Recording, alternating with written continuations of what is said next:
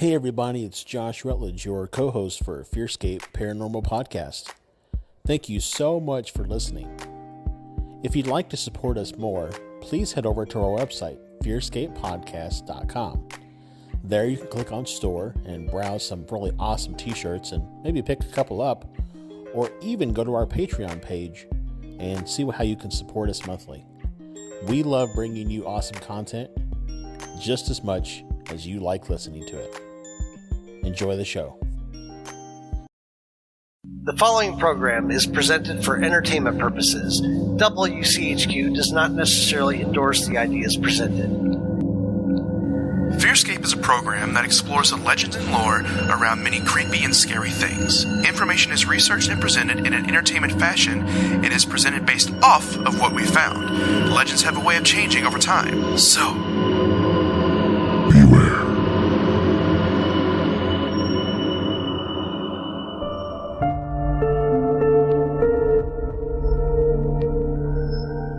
FearScape. All right, welcome back, ladies and gentlemen, to FearScape.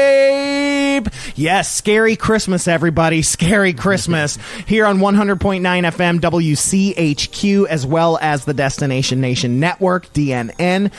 We have a really cool episode we're going to get to, but let's do some intros. My name is Stefan Gearhart, as usual, your host for FearScape, joined as always by the pine-smellingly good co-host of mine, Josh Rutledge. I do enjoy those pine air fresheners. You do. You smell just like Christmas. If I get to find most people's ideas of Christmas, because mine was tragic, but no, not really. Well, but I did rip the pine scented air freshener in half before I spread it, so it's a little tragic. So that's what you use for your deodorant and stuff too? Yeah. I thought so. Actually, I just hang them in my pit. Oh God, your hair is very, very long, very, very long. I really dig that. But yeah, if you can hear the laughter here, we are joined by two incredible guests, two of my best friends in the whole world, and also hosts with me with the other podcast I run called Unhappy Campers, are the other two head counselors of Unhappy Campers. We've got Lance Wayne and Ben Hagan. Hello. So Ben, thank you for coming on. Ben also runs Improv 502, and which I'm on the board, and I produce that. It's also the sponsor of Unhappy Campers. Oh yeah. Right? Oh yeah. We produce our sponsor our own sales. Right, and then Lance Wayne, this is the man with no name. Yeah, exactly. Yeah. It's the man with no name. My parents hated me that much. They still do to this day. They do. But yeah, we're going to be talking, since it's Christmas, we're going to be talking about our favorite horrific thing at Christmas, which is Krampus. We're going to be talking about Krampus, and do we even got some other... we got some other companions and some other things like that we're going to talk about. Horrific Christmas things. But, recently there's been a slew of Krampus horror movies, which is why we thought it'd be cool to bring you guys on as well, so we can kind of tie in our two podcasts together for fun. But before we get to that, we need to get into some spooky news.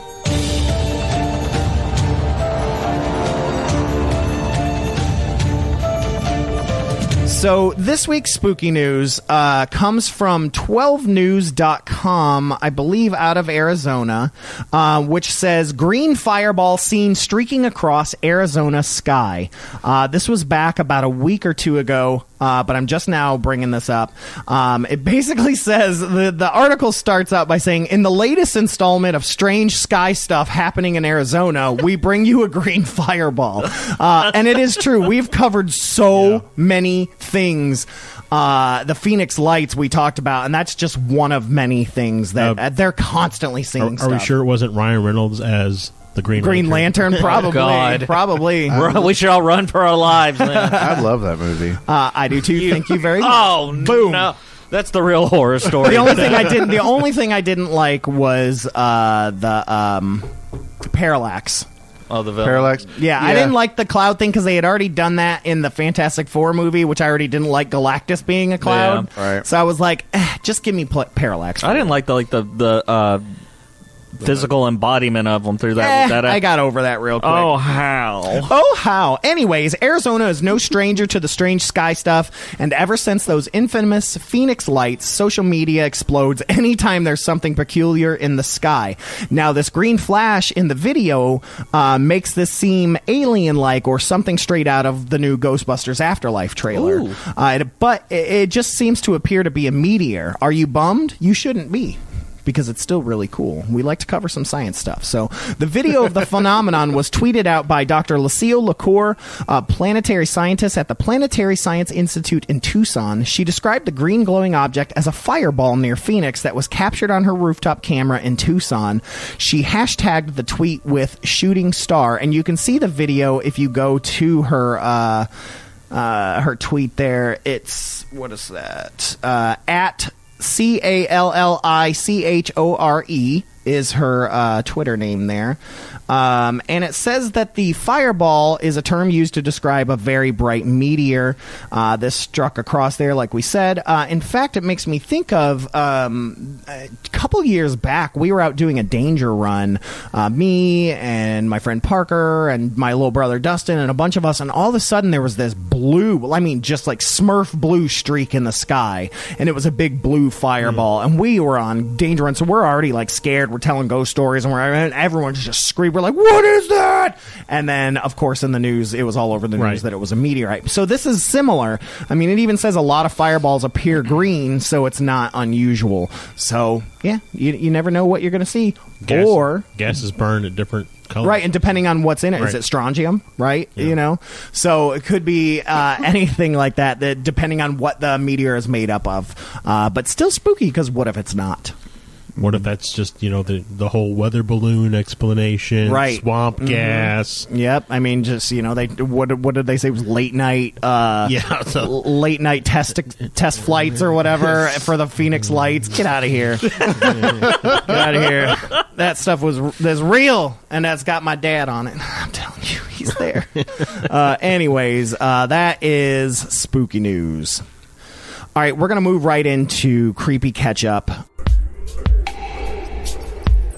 Creepy catch-up. Creepy catch-up. Y'all, it's creepy. This is where we talk about things that have happened to us recently. If we've had any spooky experiences or we've seen any strange lights or anything like that. I haven't had anything happen this week, and I don't think, Lance, I think I asked you guys ahead of time. I don't think you had anything. Does it have to be this week? Well, no, just recently. Okay. Recently. For you guys, you got more. But, I mean, unless you got something. I have nothing. So we'll start with Josh. I know you said you got something. So yeah, so I've got like a, I don't know, like a time hole. Yeah, so I watched the other day the new Hellboy movie from the one that was recently released. The one with the dude from Stranger Things? David Harbour? Yeah. So the whole time I'm watching the movie, I'm like, I've seen this before. Like, I know what's going to happen. I know what's going to happen in the scene, but I've never seen it before. It wasn't similar to. I haven't seen it yet, so it's not similar to the other movie. And you haven't read the comics? Nope. Okay, then. So the for you guys that don't know, I have an eidetic memory, so I remember everything that I see, and so I couldn't place it anywhere that I didn't go to the theater and see it. I haven't rented it and watched it. I've never seen the movie yet. When I was watching it, I was like, this is going to happen, and that's going to happen. And I knew everything that was going to happen. As my dad would say, I could write these things. So maybe it was. It was just like a predictive, the story kind of played out that way. I don't know. But it was like I had seen it before, but I haven't seen it before. Maybe you're picking up on another dimension, dimensional self. Yeah, so there you go. So that's my creepy kitchen. You think the film is just that predictable? Well, a lot of films are predictable. They really are. Especially if you have an idiotic memory or whatever you think. An idiotic memory. I got one of those. I'm a clairvoyant. Oh, you're so tiny. My uncle killed a guy. Recently? No, my uncle's never killed a guy. I just wanted you guys to like me. Why would that make us like you? It makes me be like, oh, you want to come to my family function? No. I don't even want to go to my family function. Though we've had Keith Age on twice, and he shot a psychic. True story. It's awesome. Is it my turn? Yep. All right. Growing up, you've actually been to this house, Stefan. My family's not there anymore, but things would happen in the That house was scary as crap. Let me tell you, you guys were all sleeping upstairs, and I was sleeping downstairs by myself, and it was cold, and I was watching Texas Chainsaw Massacre. And I was so scared, man, in that stupid house.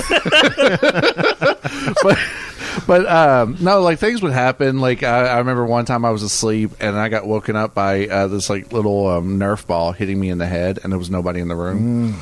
And I would think it was my sisters, but they've already moved out by then. So and it wasn't stored on a shelf above your bed. No. Okay. Like I fell asleep on the couch. There's nothing above me, and something hits me in the head. I wake up and the ball's rolling away. But my mom. My mom. She was sorry. I got all sentimental. Yeah. I thought you were like, was she my mom? No. Wait a minute. Was my dad in drag? But my mom was talking about this person that would be in the house, a spirit, and I can't remember the name, but she would talk about them and she would say their name. And we're all like, okay, Mom. My mom was a big, like, pothead, stuff like that. I'm like, You've been hitting the sauce. Yeah, way to go, Mom. And then our front porch, we had these makeshift steps to get up to the porch. And one time we were, one of them was loose. Makeshift, so it was like a garbage can, it was a cat. No, it was like a big, it was like old PC. It was like a big slab of like. Watch that second step, it squeaks. So one day, like, it was happening. Like one of them was like shifting, so we wanted to make sure that nobody would fall. So we moved it, and it was actually a tombstone. Oh, no. Oh, way. yeah. Wait, so were the steps already there when you guys moved in? Yes. Okay, so these were, because I was like, what is your dad doing grabbing a tombstone? No, but there was a tombstone, and the name on the tombstone was the name my mom has been saying. Oh, that's amazing. Awesome. So, awesome. Yeah. And it makes you wonder if it came from the property. Oh, we have no doubt she's buried under the house. That's crazy. We had no doubt. That is... Got somebody buried under my house. That gives me the heebie-jeebies. It's the country. Like, it was a flat space. They built it, and they probably knocked over the tombstone because this is the only place they could build it. Well, and used it as a step. Hey, Danny, we ran out of money for these steps. Well, I got a cat, a milk crate, and a tombstone. But yeah, that's my creepy story. Man, that was really good. I got another one. There's this little demon that follows me around. Her name is Sam. No. Listen, she's real. She comes up. That's your daughter. Oh, that's your daughter. You can't do that. The one that calls me daddy. Yeah. And is always hitting me with stuff. Yeah. That could also be Sam. But no, we would love to have you guys come on sometime and do a full Getting Spooky with us, sharing your ghost stories. Please. I have so many. Yes, I really do. You do. I really do. So, but yeah, that was Creepy Catch-Up. Let's move into Scary Christmas, guys. We got to move into Scary Christmas because it's Krampus time.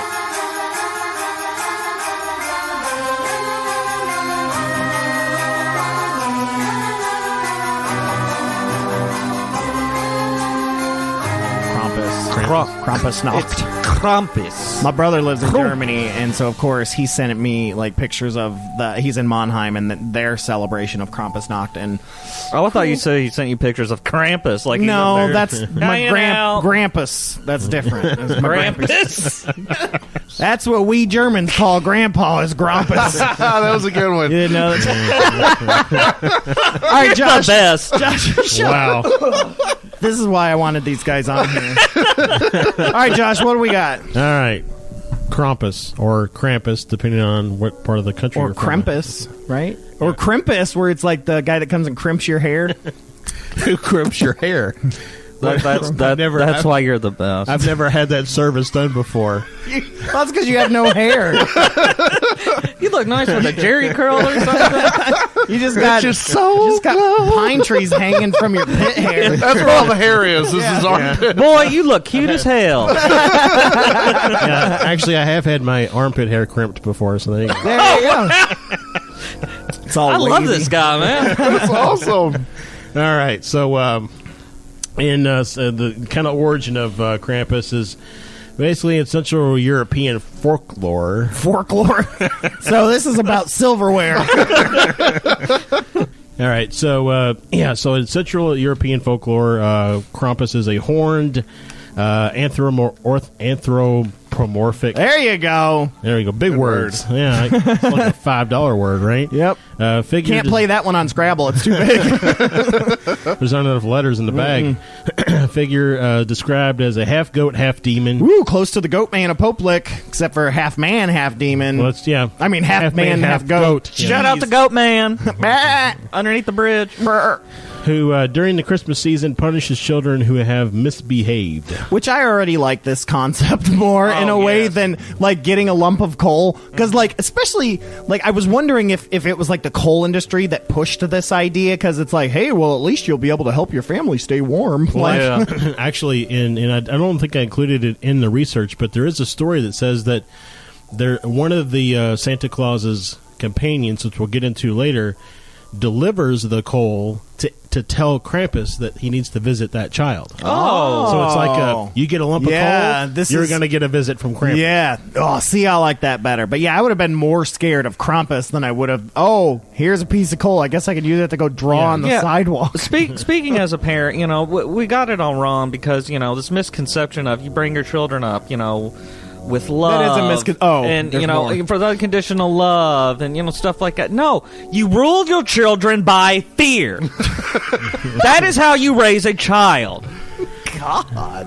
Well, I would like to say that is a little bit probably a better, because when you think about it, if you don't behave at Christmas time, what is your punishment?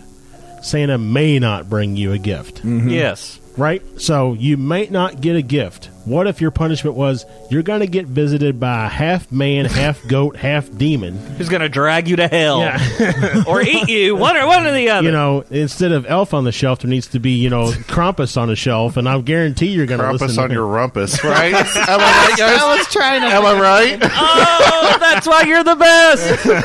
Krampus in your campus. It's for college kids. Yeah, exactly. Krampus on your. Yep. You were saying. So we got this guy who basically goes around and the kids who don't get presents get a beating, basically. Yeah, or eaten.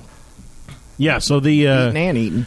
Krampus is one of the companions of Saint Nicholas, and several regions, including Austria, Bavaria, Croatia, the Czech Republic, Hungary, or Hungary, depending on how you feel. Right, and we know St. Nick is Santa Claus. The original idea of Santa Claus comes from St. Nick, who delivers kids, like good kids, gifts. Oh, yeah. No, I grew up Catholic, so we celebrated St. Nicholas's Day. It's I forget which day it is, but we used to have to. What it was he would tell the people to put your shoes out, and he would fill it with food and gifts and things like that. And so we would put our shoes out, and we would get chocolate. But my dad never did it, and I always thought I was bad. So in these areas, the Christmas time is actually celebrated December 5th and 6th. So 5th is the night when Krampus comes. 6th is Christmas Day when Santa comes. Right. So that is so. Right, that is but so terrifying. It got moved because of Yule, because the Catholic Church wanted to try to steal the pagan holiday and try to merge it together to make them think they were worshiping the same thing, so they moved Christmas to December 25th. We get it. Christians are bad, pagans are good, Stefan. We got it. I've heard it my entire time I've known you. Well, I heard you were becoming a Satanist, so... Only when I've been drinking. Yeah, so actually, folklorists and anthropologists, that word. Anthropologist? Dr. Brennan on the show Bones has postulated that it has pre-Christian origins. There's so many words in that. I'm just like, what? How do you expect me to process this? I'm still trying to figure out the first word. So they're saying that Krampus was around even before St. Nick. Yep. Okay. Yeah. Basically. Before Jesus. For Jesus, even. Well, it's never mind. I don't want to. So probably Gaelic. Yeah, garlic, because Germany would have been Gaul. So Gaelic, Celtic. Yep. All right. Celery? So the history of the Krampus figure, or Krampus, excuse me, I keep mispronouncing it. I don't think there's a proper way. Well, probably in those areas it would be Kramp. Yeah. To Kramp. Too crump. Too furious.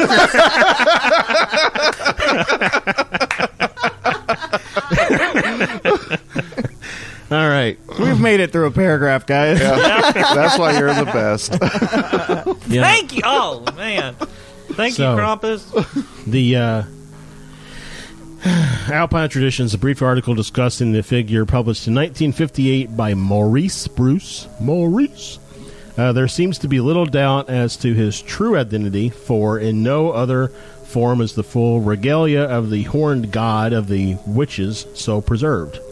The birch, apart from its phallic significance, may have a connection with the initiation rites of certain witch covens, rites which entailed binding and scourging. Excuse me. Scourging. Okay, is it scourging? Thank you. As a form of mock death, the chains would have been introduced in a Christian attempt to bind the devil. But again, they could be a remnant of pagan initiation rites. As a pagan, I will say a lot of that is part of some traditions. Even the binding and scourging and things like that, those are known to be part of Alexandrian traditions and some things like that. So it was a way to kind of take away from that and turn it into a devil worship. Yeah. Right. So also a little bit later in 1975, this anthropologist, John J. Honigman.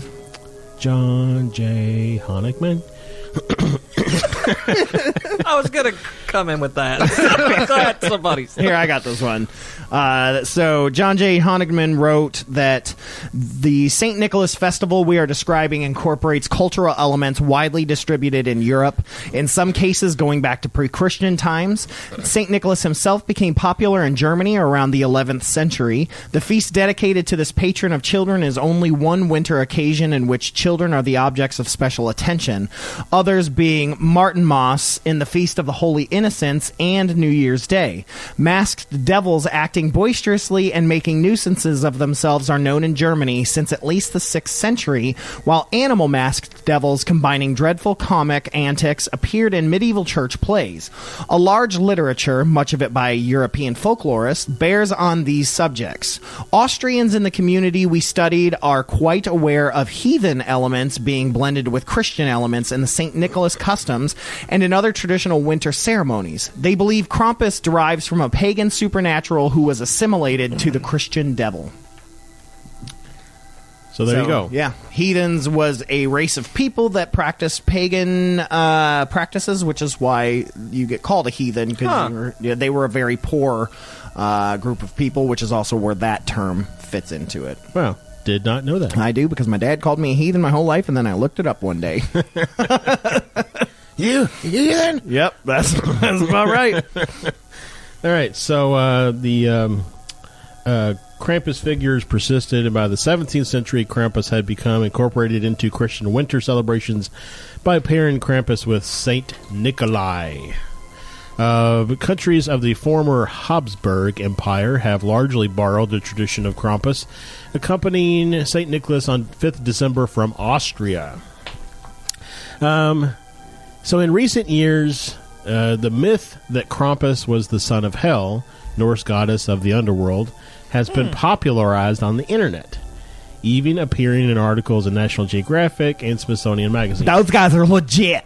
I saw those articles. I didn't like them. However, I'll read them off to you now with my idiosyncratic memory.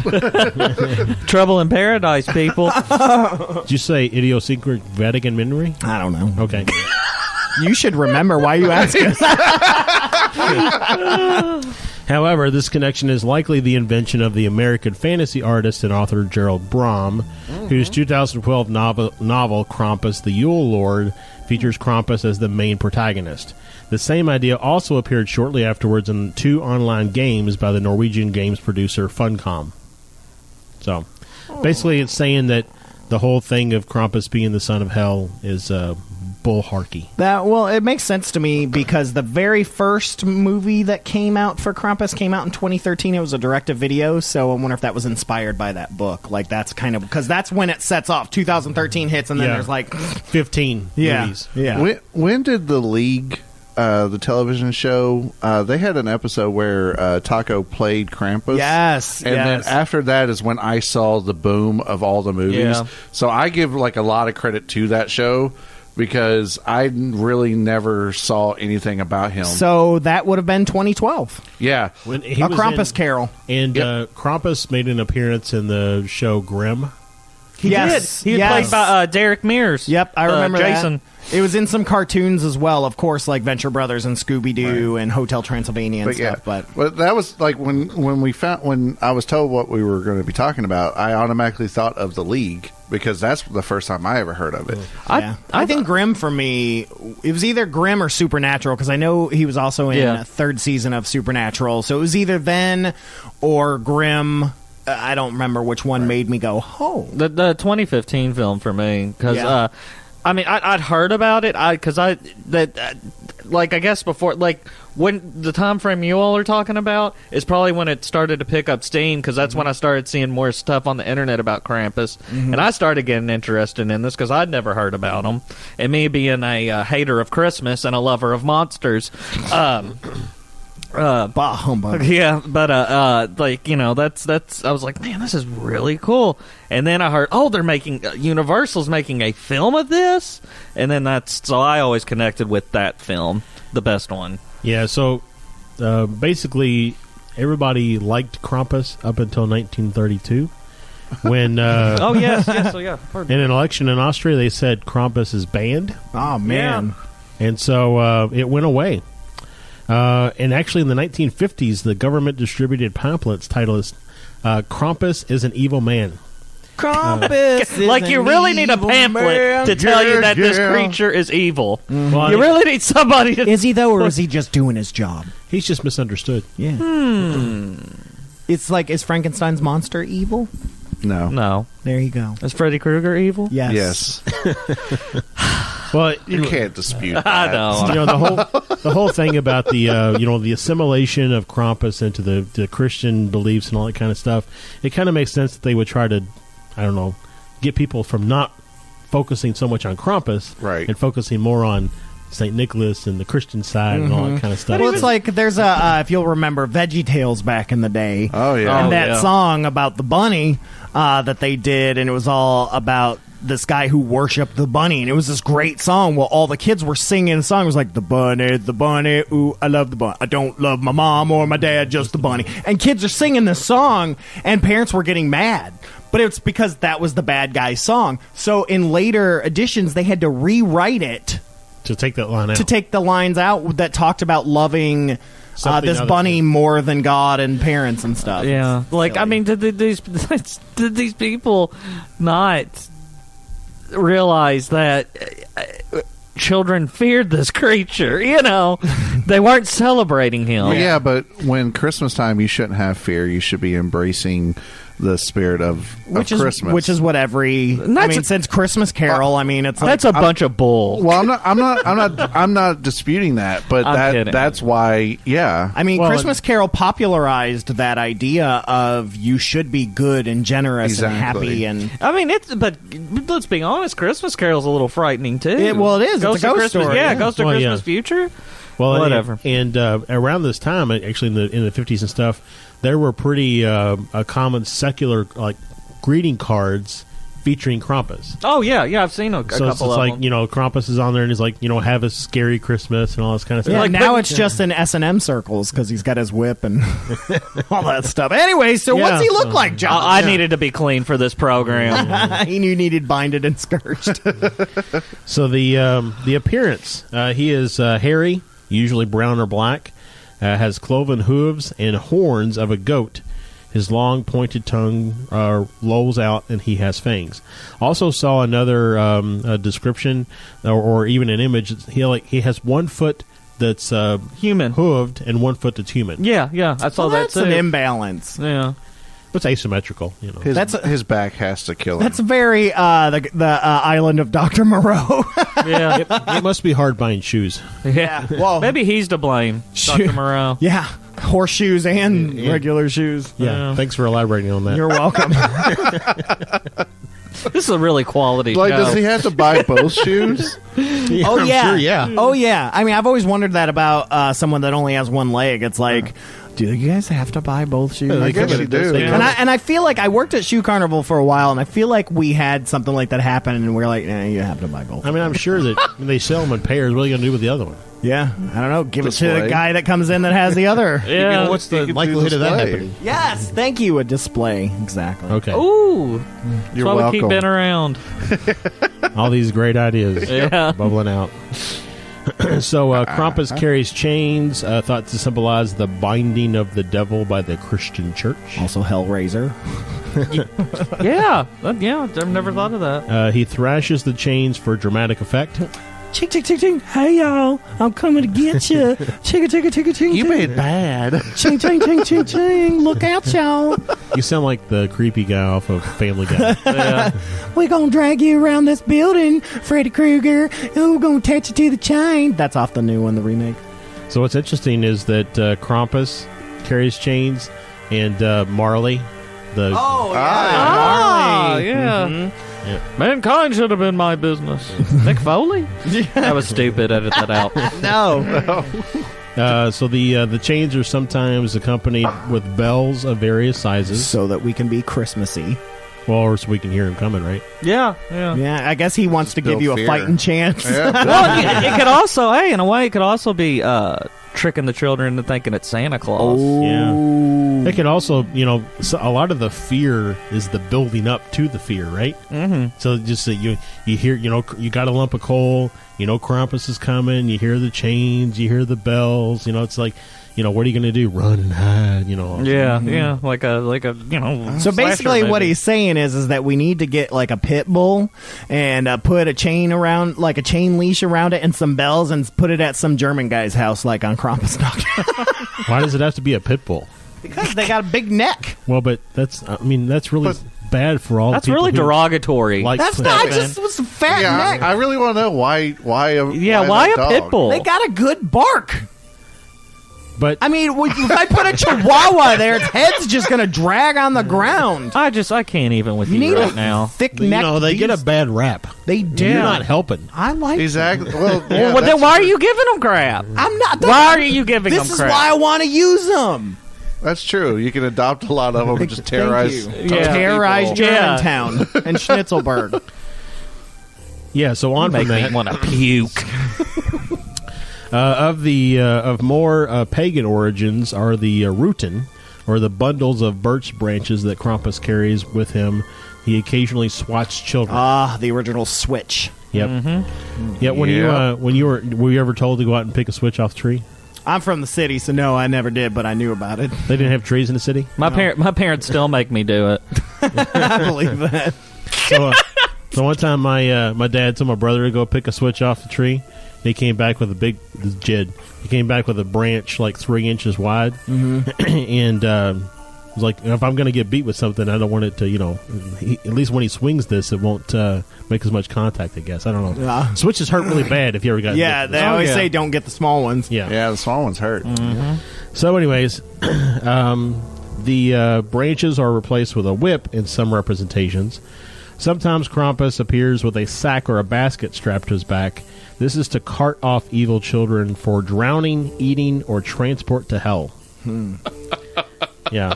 Now, if you see a guy with horns, 1 foot, one hoof foot, with a backpack on, just go ahead and walk the other direction. You might Obviously, be a redneck. Yeah. obviously, you've never been underneath the overpass. Like, Or the Yes, Bardstown on Saturday night during karaoke. You hear that, Skyland? He's coming for you. So some of the older versions make mention of naughty children being put in a bag and taken away. yeah. This In quality... fact, yeah, the Funko Pop I just got from my friend Mary Taylor, she got me Krampus. And this is why I always tell Lance, take your stuff out of your box because you never see what's behind it. When you turn it around, on the back is this really great sack, and it's got a kid kind of sticking his head out of it. And it's really cool, and you'd never have noticed. Well, I'm going to get the Hot Topic Special Edition one that comes with, he's wearing like a red Christmassy hood and the baskets in the front. with the child coming out of it. That's a baby Bjorn. That's not a basket. This is my baby. Look at my baby. That's hipster Krampus. His name is Cramp. You can't let me have anything. No. So, the Feast of St. Nicholas, or Krampusnacht, celebrated... Sorry. Apparently, me speaking German is funny. It was a funny word. I feel bad now. Go ahead. No, it's Oh, y'all eating some of them Krampus snacks? It sounds like stuff from my hometown. Like Quit bogarting the Krampus snack. Right, googly boogly. Give me some of them Krampus snacks. Is that like a Scooby snack? Yes, it is. But it's made of blood and children. Tasty. Well, yeah. You went there, okay. I did.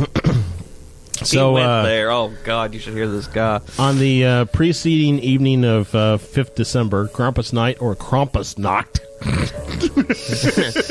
the wicked hairy devil of Jerry Neuenschwander from college, Ben. That was the wicked hairy devil. on the street, sometimes accompanied St. Nicholas and sometimes on his own. Krampus visits homes and businesses. He doesn't discriminate. Not here in the United States, or Trump would have been done a long time ago, man. Just his whole back is just filled with Krampus whips. Like, so why are you looking at me? Okay. So the saint usually appears in the Eastern rite vestments of a bishop, and he carries a golden ceremonial staff. Unlike Northern American versions of Santa Claus... Oh, Santa. Oh, Santa. Something about Santa Claus. Hello, my little Wiener Schnitzel, Santi. Oh, you need to poo-poo. Please, I need to go home. No, TC. So these celebrations, St. Nicholas concerns himself only with the good children, while Krampus is responsible for the bad. Nicholas dispenses gifts, while Krampus supplies coal and the rotten bundles. So this is one like where I talked about before, where he was there because of the coal. This is one where he actually gives the coal out. And you still get whooped. Yeah. So, gosh, that's horrible. He really knows how to stick it to a guy, doesn't he? What about Partenloaf? Oh, Partenloaf. Oh, yeah. Be still, my beeping nip. Yeah, don't really know where all this is coming from, but I don't either. I'm so He's so pumped about Krampus. yeah. So Partenloaf, Yeah. Oh, Partenloaf. is a seasonal play that spread throughout the Alpine regions, was known as the Nikolaspiel. Nicholasspiel. There you go. Nicholas Spiel. Or the Nicholas play in English. Inspired by a Paradise Plays, which focused on Adam and Eve's encounter with the Tempter, the Nicholas Plays features competition for the human souls and played on the question of morality. Oh, wow. In these Nicholas Plays, St. Nicholas would reward children for scholarly efforts rather than for good behavior. This is the theme that grew in Alpine regions where the Roman Catholic Church had significant influence. And also why Switzerland is filled with incredibly smart people. Because they were scared to death. Yeah, if they didn't do scholarly pursuits, They would die. They would die. So there were already established pagan traditions in the Alpine regions that became intertwined with the Catholicism. People would masquerade as a devilish figure known as Pert, a two-legged humanoid goat with a giraffe-like neck, wearing animal furs.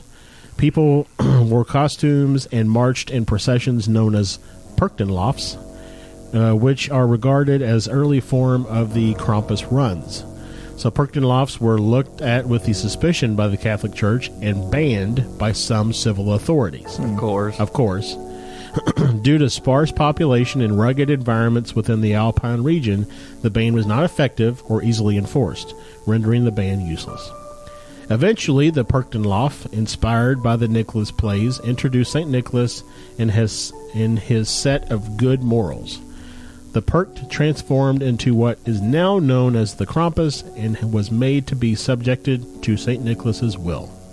Interesting. So the pagan element is slave to the Christian element. Interesting. Yeah. Well, I'm also picking up something else. It seemed like, if not equal, almost Krampus back in the day almost outshined. Well, Santa Cruz. Well, even if we say that it does have pre-Christian origins, then it had been around much longer. Yeah, and and then once the early Christians came along or whatever, it was like, no, this is fun, so it's bad. Mm-hmm. They were like, well, they did the same thing in the Celtic lands with the horned god taking Pan and things like that, and turning all those aspects into the devil. And right. Well, I mean, that's the thing, right? So you come in. You really want people to follow Christianity. You tell them that all the things they believe in are bad, but you somehow incorporate what they believe in into the Christian faith. Yeah, in fact, there's a lot of saint celebrations that the saints weren't actual real saints. They were actually just pagan gods. For example, St. Bridget's Day in Ireland is actually based off of Brigitte, which is a goddess there. And they just changed it to Bridget, so they made it more, Italian, and made that a saint day to celebrate and had all the same aspects. The celebration is still the same. They just added elements of Christianity into it. And St. Bridget's Day still has this element that's from the pagan tradition where you hang these wheat crosses on the door, but it's a very specific type of cross. And so, of course, the Christians were like, well, this is perfect. It's already kind of a cross, right? And so they turned that into St. Bridget's Day and all kinds of crazy stuff like that. Appropriation. Yes. Yeah. So this next thing is Krampuslauf. It is customary to offer Krampus schnapps. Yeah. Which is a strong distilled fruit brandy. These runs, you don't get the runs from the schnapps, include Perchten, similarly wild pagan spirits of Germanic folklore, and sometimes female in representation. Although the Perchten are properly associated with the period between winter and solstice and 6th of January. So the 12 days of Christmas, essentially. Yeah, exactly. The Krampuskarten. Europeans have been exchanging greeting cards featuring Krampus since the 1800s. Sometimes introduced with Glüb von Krampus. I think he was in the Despicable Me. Oh, I was thinking Willy Wonka's Chocolate Factory. Yeah, Glüb von Krampus, don't get in the chocolate. I love your chocolate, yeah. The cards usually have humorous rhymes and poems. Krampus is often featured looming menacingly over children. He is also shown as having one human foot and one cloven foot, or hoof, I guess.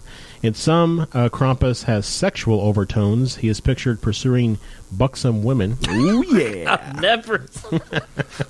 Well, that was all of the 1800s Europe. Oh, so I mean, what's that piece of garment that women would wear? The garter? No, it's not like they wear it up top and underneath their dresses and stuff. What's that called? Corset. Yeah. Yes. Yeah. You're welcome. I've never been. Thank God you've got that idiosyncratic memory, Ben. Well, I love corsets. Leave me alone. Well, the reason I didn't remember was because I've never been with a woman. Oh, Uncle Greg. Well, Greg's been with many women. That's not what I mean.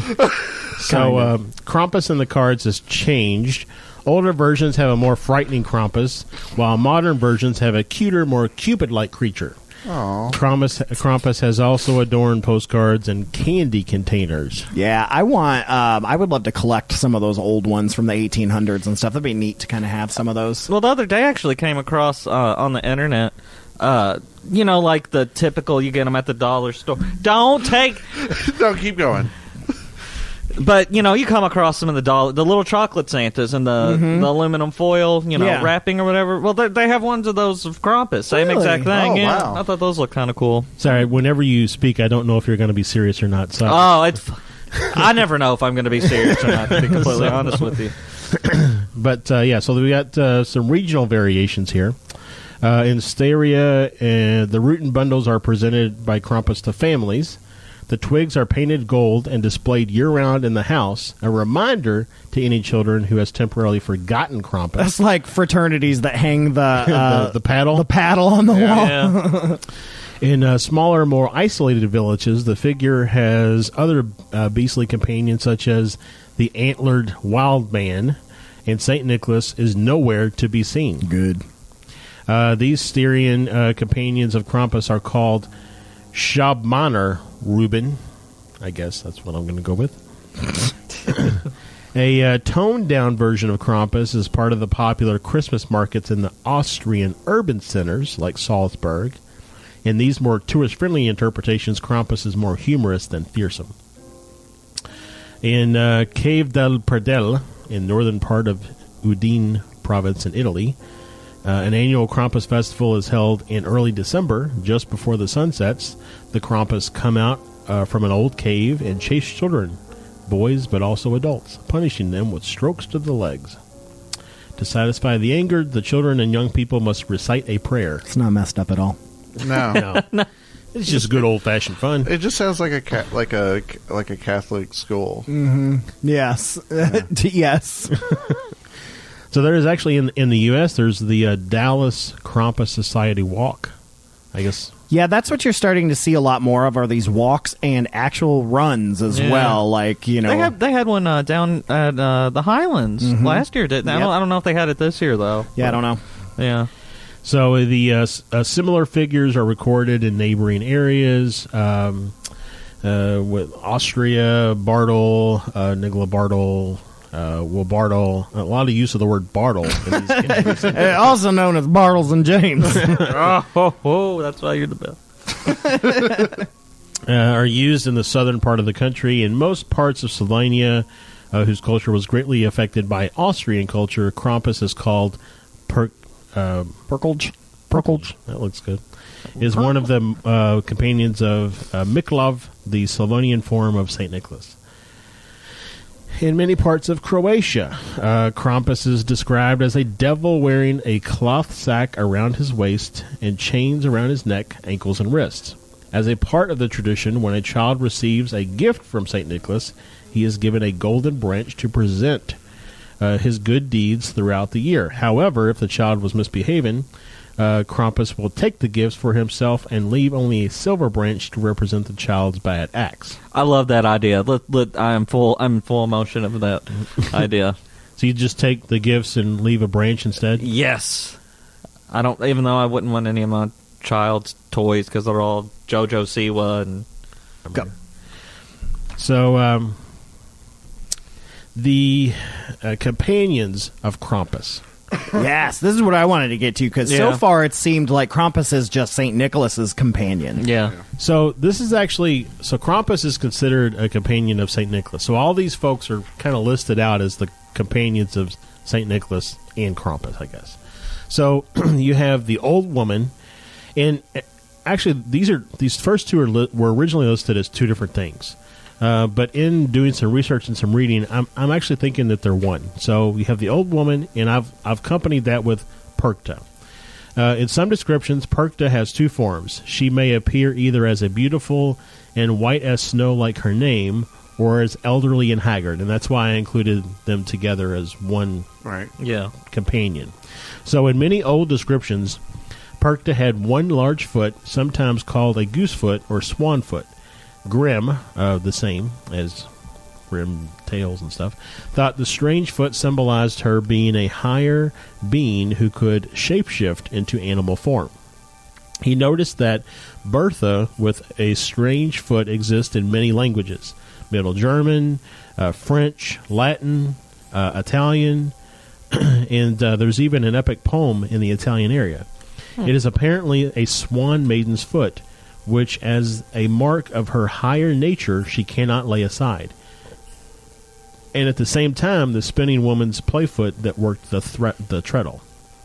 So, actually, in some other reading, and Stefan, I was going to ask you about this, it says that Perkta is a pagan goddess, like an ancient pagan goddess. And I just wondered if you had ever That's not one I've ever heard of. Well, but I mean, there's a bazillion of them. If I can add a little bit in here, there's actually like a big thing about her that I was actually looking up yesterday that that I didn't see in here. But from what I gathered of Perkta, or the old woman, was if you're good, she'll leave, kind of like what you were saying, Stefan, she'll leave you like money in the shoes, right, or candy or stuff like that. You know what? Yes, I do know about this. Yeah, and the other thing is, if you're naughty, she cuts your stomach open and fills, I believe it's your liver, with rocks, garbage, and sticks. Interesting. Yeah. So I do know her because she's also known as Berta, which I had mentioned Yes. to you, Mother Berta. Yeah. In fact, I have a whole book of like pagan hymns and stuff, and there's a whole bunch of Yule carols where they appropriate Christmas songs and there's one, Mother Berta is coming to town, and it talks about just what you just said. But yeah, she was considered a winter goddess. And so yeah, Mother Berta is one, and that's Perkta. I just never realized that she went by another name. I've only ever heard Berta, but I did just look it up to verify that. And from what I heard also is it was also depending on whether you were good or bad. When you were good, she came as this beautiful, almost fairy like Enchantress type thing. and but if you were bad, she came as this demonic old crone witch. And it's interesting because the Mother Goose character is based off of her. Really? Yes. Remember how we talked about that the goose foot and all kinds of things like that, and that the sacred animal for Berta or Perkta was the goose. And it says she was the original Mother Goose, causing it to snow when she shook out her bedding, and she would weave fates and tales. Wow. Mm-hmm. So we also have Pierre Foutard. Fart hard. His bladder was empty. That's why he peed air. He peed air and farted hard. There you go. That's Done. Which is French for father whipper or old man whipper. You father whipper. Is it like a whippersnapper? Hey, you little father whipper. Is a character who accompanies St. Nicholas on his rounds during St. Nicholas Day, which again the 6th of December, dispensing lunts of coal and or beatings to naughty children, while St. Nicholas gives gifts to the well-behaved. He is known mainly in the far north and eastern regions of France, in the south of Belgium, and in French-speaking Switzerland. Although similar characters exist all over Europe, this whipping father was said to bring a whip with him to spank all the naughty children who misbehaved. You're so very naughty. So there's a guy Schwein gang called Schmutzli. Schmutzli. Schmutzli? Yeah, schmuck. I couldn't find any information on him or her or it or whatever. Necht Ruprecht.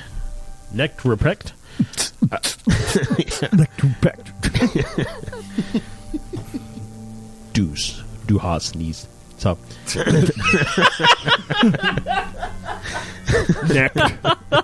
Necht Ruprecht. So according to tradition, Necht Ruprecht asks children whether they can pray. If they can, they receive apples, nuts, and gingerbread. I would pray all the time if somebody's going to give me some gingerbread. If they cannot, he hits the children with his bags of ashes. I would pray all the time if I was getting hit all the time with bags of ashes.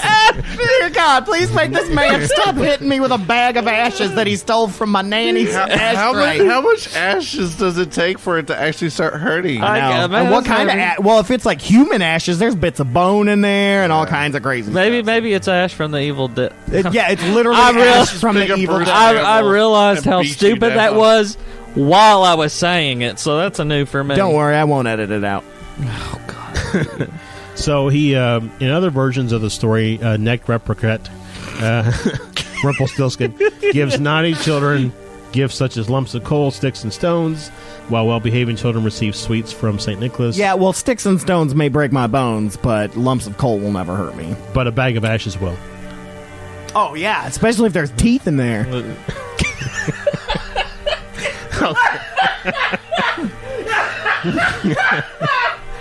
It's just like teeth. Just ash and teeth. Yeah, just ash and teeth and bone fragments. Yeah, fragments of your femur. And any kidney stones left over. Yeah. Hit me with them teeth, baby. Lay some stank on it. Teeth bag. Honey, you got the teeth bag? This kid's acting up. It's hanging on the mantle where it's all. Go get a switch while I get my teeth bag ready. Which is where the stockings came from for Christmas. Yeah, exactly. Krampus, yeah. So then we also have something called the Rubles.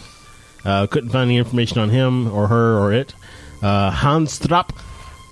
Sounds like a character from Inglourious Bastards. Yeah. Little babushka. Oh, little babushk. Petzelbach. Klofbach. It sounds Klingon almost. Oh, yeah. And Belsnickel. Belsnickel, we all know that from The Office. That's Yeah. what... Yeah, Dwight. and I'll tell you what, forever and ever and ever, I thought they made that up. I did too. And like Kelly, who used to be one of the hosts on here, we were talking about actually doing a full episode on Belsnickel, and Brad's laughing and I'm laughing because Brad loves The Office, I like The Office, and I'm like, why would we do on this? Like, it's from a TV show. And she's like, no, it's not. And so I looked it up. I was like, oh. So Belsnickel is a man wearing furs and sometimes a mask with a long tongue. Mm-hmm. He is typically very ragged and disheveled. Mm-hmm. He wears torn, tattered, and dirty clothes. I saw Dwight. Yep. And he carries a switch in his hand with which to beat naughty children. Not to turn on and off the lights. But also... The switch. It took me a second. I'm there now. To play Mario Kart on? And that's why you're the best. Actually, in case y'all wanted to know, I got it right away and just decided to move past it. And we thank you for that. We do. But also pockets full of cakes, candies, and nuts for good children. What about Hot Pockets? He's got Hot Pockets. Hot Pockets. Hot Pockets. I got Hot Pockets at the perfect temperature. You were so good this year. I'm the Belsnickel. Bye. What is going on? What about holiday pies from McDonald's? Oh, man, holiday pies. Oh, they're the only thing I like about Christmas. Not seeing my children or my wife. Children? Your children? How many do you have? Who? Not seeing my child, happy face, opening up presents, but those holiday pies, them going in my belly. Mm-hmm. Especially accidental holiday pies. Go ahead, sir. Is that like yeah, we're good. Go ahead. meat pies? Yep, Yeah, exactly. holiday meat pies. Exactly. Go ahead. Yeah, so that about wraps up the Krampus. Krampus, yeah, with the exception of just quickly talking about the movies. Yep. The biggest and best one came out in 2015, Yes. simply called Krampus. And I really enjoyed it. I did I too. rewatched it again recently just for this podcast, and I forgot how much I like. I mean, it's got a great cast. It's got the dude from Parks and Rec on there, and of course, Oh, no. yeah, I can't think of his name. And then Toni Collette's on there. I mean, it's just a great cast. I mean, Champ's on there. I mean, it's just like... Yeah. Well, they also, I found this interesting too, but one of Krampus's like companions or whatever is called the Window Peeper, and it's actually in that film. I'm not sure which monster it is, though. Well, and I love it because this was what our favorites were, the black comedies, and so it's kind of hilarious and things like that. Lots and lots of direct-to-video. One of my favorite ones is called A Christmas Horror Story. Have you guys seen this one? I think it's on Netflix, and it's got William Shatner in it, and it's amazing. And it's anthology, but Krampus is a part of it and stuff like that, but it's so good. William Shatner plays this DJ who's telling these stories at night, and it's a Canadian film, but it's freaking awesome. So I highly recommend Does it. Krampus bring him a Red Ryder BB gun because he might shoot his eye out? I don't know. Is he supposed to? Christmas Story? No. What's that? A Christmas Horror... I'm just kidding. I really liked how Stefan completely didn't acknowledge what I said about the Window Peeper. The thing is I got it right when he said it. I just moved along. Yeah. Thank you. Yeah, but there's a Little ton. vindication there. There's a ton of them. Most of them bad. Yeah, most of them direct to video. Like we said, the main one that hit the movie theaters was the one by Universal. They have not done a follow up to that yet. It looks like the Jim Henson Company has one in production right now called I read that, Happy yeah. Krampus. Of course, television. They've talked about it on the Colbert Report's Christmas special and things like that, as well as many cartoons. The League it was on, and Supernatural. So I mean, this thing is everywhere. But like I said, my favorite is just simply Krampus the movie. Yeah. Like it's. I don't see how Jim Henson Krampus is going to be scary at all. Have you not seen the new Dark Crystal? Because it's not the Muppets and stuff is owned by Disney now. Jim Henson is back to their kind of dark roots. I highly recommend watching the new Dark Crystal TV show. It's one of the best things I've ever seen. But yeah, and if you've ever seen like their Myths and Legends show and stuff like that, I mean, they're not afraid to go dark. Well, I was figuring it was going to be like the big monster from the Muppets. Who knows? I mean, it is called Happy Krampus, and it's also Walden Media. So we'll see. Walden Media. But yeah, lots of books and lots of stuff like that, but that's one that we have talked about covering on our show on Happy Campers is Krampus, and we may end up doing that because there's other ones I want to see too. There's like one that came out right before Silent Night, Deadly Night that was about Santa Claus that we had talked about. I can't remember the name of it. Whatever.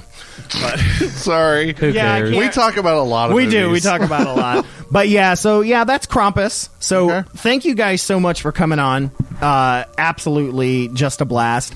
Real quick, I want to get into our listener story because I know we've been talking a lot, but I want to tell our listener story. This one comes from Kimberly Heck, and it's kind of spooky. So check this out. So I've lived in the house I'm in now multiple times throughout my life. But when I moved in on March of 2017, things that I cannot explain started happening. It was just my daughter and myself for the first few months. One night, when she was about 6 months old, a toy of hers started going off at around midnight. I didn't think much of it and thought the batteries were probably dying. I went and got her from her room anyways because it freaked me out nonetheless. As we laid back down, cabinets in my kitchen started slamming. I immediately jumped up and left the house with my daughter. There was a crucifix thrown off my wall at 4 a.m. one night. There has been a sound of someone walking in our attic that my now husband has even witnessed. But the most recent thing is this. I told my husband that we were expecting, and as soon as the words left my mouth, my daughter's piggy bank fell from a 4-foot bookshelf and shattered. My daughter was not home at the time, and we were on the other end of the house. There have been videos of things I have found on my phone that were taken at 4:48 a.m., and I was not the one taking them. I didn't even know they existed until I was scrolling through my phone a month later. These are just a few of the bigger things we've witnessed. I should probably add that this house was my grandfather's house who passed away when I was 3. You know, we always just put it off to being him, but it's still very odd. So yeah, I mean, she's got stuff falling off the shelf. But the thing that gets me is the video at 4:48, like multiple videos at 4:48. Right. Like that's the creepy. Like, why would it be your grandpa or the person that passed away? Grumpus. Your Grumpus. Will he even know how to work the camera on her phone? That's what exactly. I know. Even from the grave, he's like, "Can you help me? Where's my flip phone?"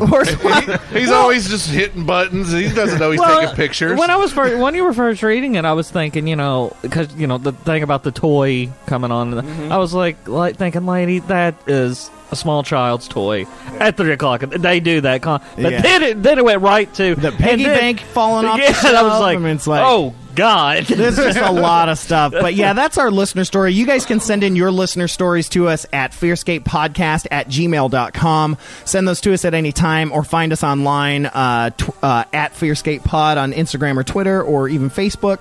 But we got to get out of here, guys. So real quick, guys, tell them where they can find you guys in the world and on podcast land. Well, I am Improv 502. Anytime we're performing, go to improv502.com. Please do. We're killing it right now. We have some great things coming up in 2020, and we also have an Unhappy Campers podcast, which is phenomenal. Lance? Everything Ben just said. Yeah, we do. Unhappy Campers I'm a part of as well. It's a lot of fun. We just had Cindy Snow on doing our Christmas episode there with Black Christmas from 1974. Yep. It's a lot of fun. You can check that out on destinationcomics.com. patreon.com/DNN. Unhappy Campers is there, as well as FearScape. But we got to go because it's past time. Yep. But thank you guys so much for tuning in. Have a scary Christmas, everybody. Happy Krampus. Lance, take pictures of your birch whips on your back because we want to see that. Because you're the only one that's getting in trouble this year. That's true. What? I've been very... Whatever you keep saying, how much you hate Christmas. Oh. Well, no, me and Krampus, we're friends. Okay, whatever. He carries me around in his little bag. That's your mom. What? Yep. Okay. No, Krampus is real. My mom told me so. Anyways, Mom. Thank you guys for tuning in. We loved having you guys on, and we got to get out of here too, Josh. So this has been Stefan. I'll catch you on the flip side. This is Josh. The truth is out there. And remember to hold those blankets extra tight, everybody. Have a good night. Good night. Scary Christmas!